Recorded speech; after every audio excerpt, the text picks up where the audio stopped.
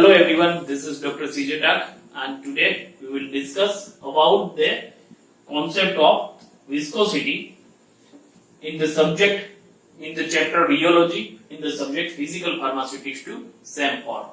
So first of all, what is rheology? Again, rheology, that is a science which deals with the flow of a liquid and also with the deformation of the solids.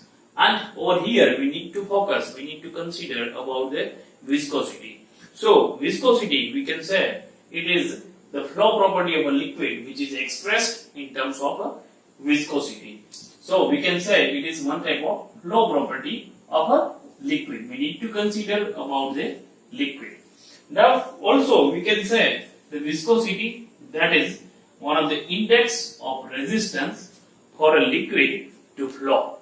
So by this way we can say higher the viscosity, then greater will be the resistance to flow. If any substance, we are taking any substance, then if it has the viscosity that is very much higher, then we can say the resistance to flow that will be higher.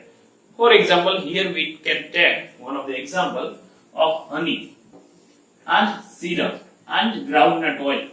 We know about this all the substances, they are having higher viscosity as compared to the water or alcohol. That means we can say they will have more resistance as compared to the water or alcohol. See, when we are taking any sample of honey, or if we have the syrup, if you want to remove it from the bottle, so it will take more time as compared to the time that is taken by the water or alcohol. So that we can say the viscosity that is higher as compared to the water or alcohol. Or also we can say in some time, if we are applying force, then the force that travel, or due to this force, it will pass through the molecule. So time taken to pass the force through the molecule, it will be higher in case of honey or syrup, or in case of groundnut oil as compared to the water or alcohol. So over here we need to consider how the viscosity it works, or what is the concept of viscosity. So for that we need to consider one of the block of liquid.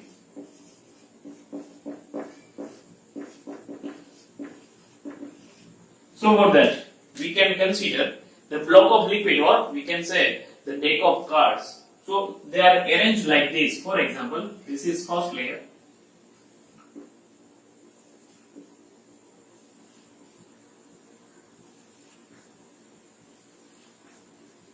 This one is the layer A, B, C, B, E and N. For example, the N, that one is the last layer, or we can say that is a stationary layer. Then if we are applying force, if we are applying horizontal force to the layer A, that means we have applied shear stress on layer A. So in this condition, what happens?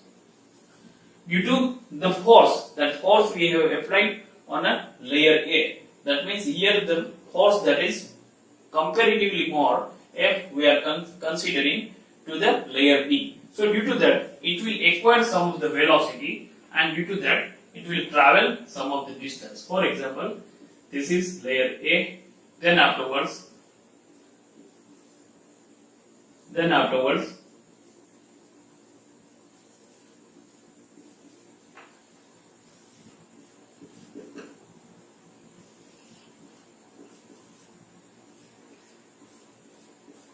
see, here we have applied the force over layer A, so due to that it will travel more distance, or the velocity will be higher. Then afterwards the layer A, it will give the velocity to the layer B. That means the layer B, now this layer B, it will acquire some of the velocity, but over here there will be the resistance of layer C also. So due to the resistance of layer C, it will travel somewhat less distance as compared to the layer A. So now onwards again this force, or we can say the force, it will move to the layer C. The layer B, it will move the force to the layer C. But over here also the resistance of D over there to the layer C. So that's why it will travel somewhat less distance as compared to the layer B. So likewise, this all the layer, they will resist to flow, and such a resistance we can say that is known as a viscosity. Over here, if we are considering at the last layer, then at last layer it will remain as it is. That means this will act as a stationary layer. So likewise, when we are applying the force, and likewise the substance or the liquid, it will move.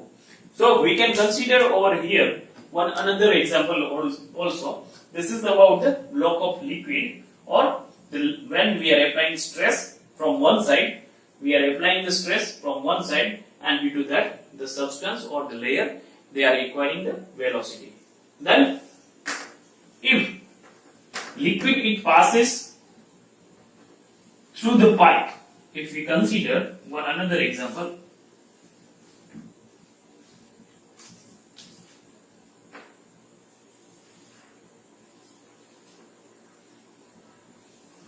this one is a wall of pipe. Here also, and if the liquid that is going to be passed from here and the flow that is streamlined, then they will have the velocity distribution like this.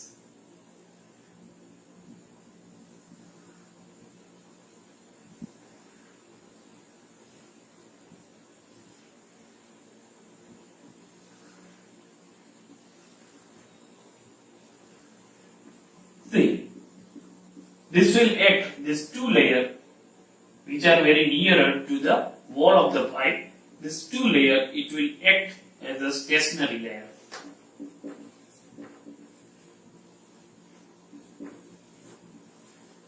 So the velocity they acquired by this, or the velocity that will be gained by the very nearer layer to the pipe, that will be very less, and then afterwards we can say the resistance to flow over here, that is somewhat less as compared to the first layer, so that the velocity will be higher. Likewise, accordingly, the layer which is at the center, at that the velocity will be the maximum.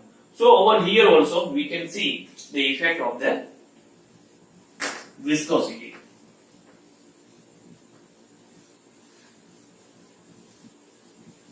So now we can consider about the mathematical treatment.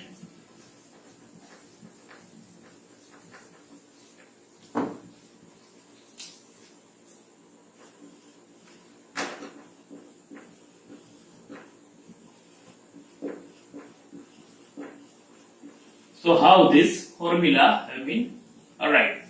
So mathematically we can say we are applying shearing stress, that means shearing stress F, that is equals to force per unit area. And in this condition, see, if we want to achieve one of the particular rate of shear, that means we want to travel our substance, we want to travel our substance from one place to another place. So due to that, we need to give certain shearing stress. So another thing we need to consider, that is the rate of shear. With the shearing stress, we want to obtain certain rate of shear, or vice versa also we can say, with the certain rate of shear, we want to obtain particular shearing stress. So rate of shear, or we can say the velocity gradient,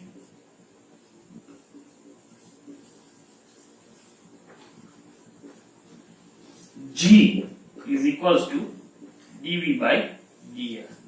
See, over here we can say, when we are applying particular shearing stress to the substance, due to that the substance will acquire certain distance. It will acquire certain distance, and due to that, or it will acquire certain velocity, and due to that it will travel certain distance. In case of solid, if we are considering, for example, if we have one of the tennis ball, and if we are applying force to that particular ball, so due to that the ball it will move, but it will move up to the certain level, or it will travel one particular distance, because it will have the resistance of the land. In case of liquid, we can say, when, for example, if we have one of the bottle of sauce, so over here we are forcing from behind. So in certain condition, it will move out on the basis of their viscosity. Instead of this sauce bottle, if we have the water bottle, then it will come out very fastly. So we need to consider about the rate of shear and shearing stress. On this basis of these two things, we can say the rate of shear that is directly proportional to the shearing stress, or shearing stress that is directly proportional to the rate of shear. So that we can write F dash upon A that is directly proportional to the dV by dr.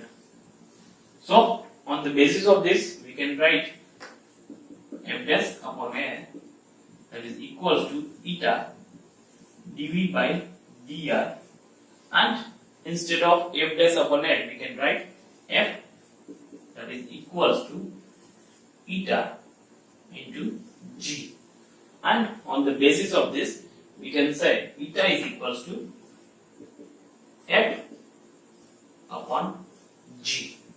So now here eta is the coefficient of the viscosity.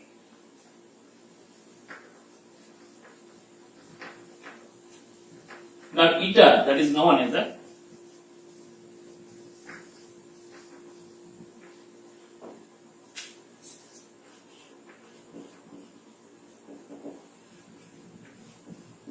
and also it is known as the viscosity. Now we can say that eta, it is defined as the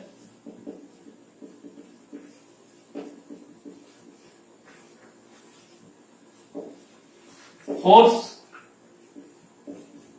per unit area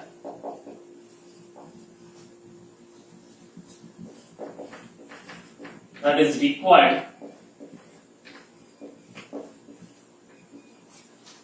to maintain unit difference in between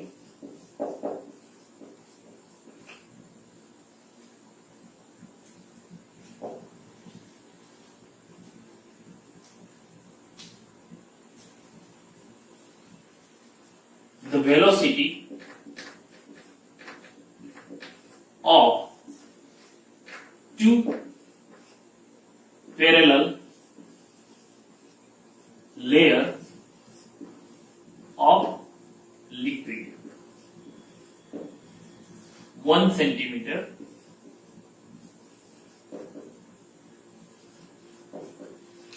apart. So we can say eta, that is the defined as the force per unit area. We can say the force per unit area that is required to maintain a unit difference in between the velocity, of the two parallel layer of the liquid 1 centimeter apart. Now over here, according to the ISO system, we can have, according to the ISO system,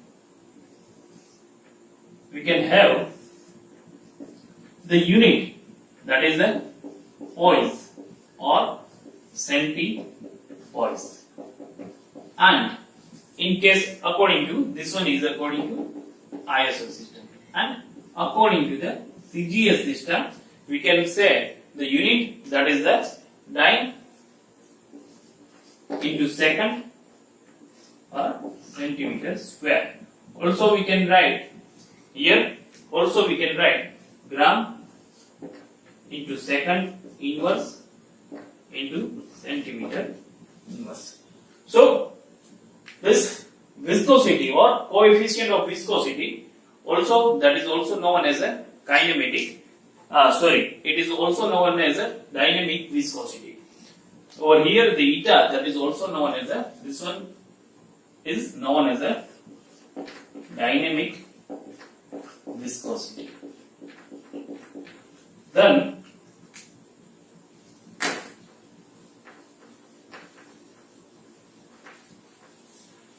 another one, that is the fluidity.